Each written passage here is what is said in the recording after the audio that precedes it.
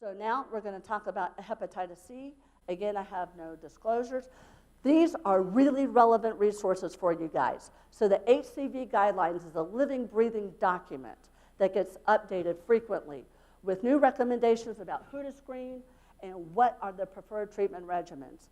Now, note that HCV has become really simple to treat. So you guys in the audience, you guys are free to treat these patients if you have a good comfort level.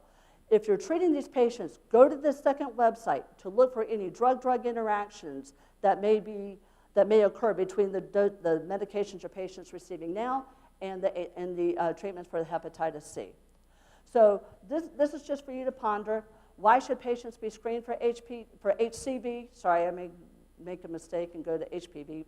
We should screen patients for HCV because there are proven benefits of care and treatment in reducing all-cause mortality and liver-related health adverse consequences, including end-stage liver disease and liver cancer, by achieving a sustained virologic response.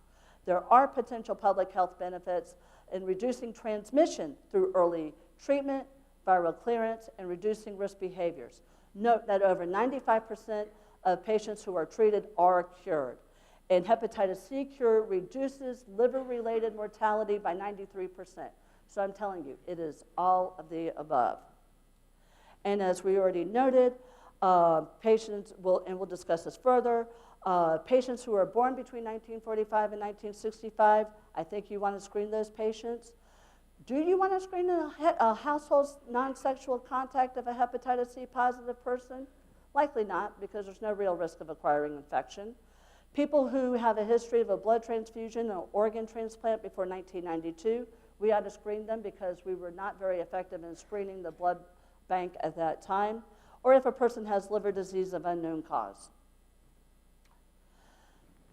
True or false? All patients with chronic hepatitis C should receive therapy, except those with a short life expectancy that cannot be remediated by hepatitis C therapy, liver transplantation, or another directed therapy.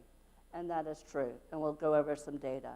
So the objectives, we want to discuss hepatitis C infection and disease evolution. We'll describe the epidemiology, review modes of transmission and indications for screening, and review goals of hepatitis C therapy.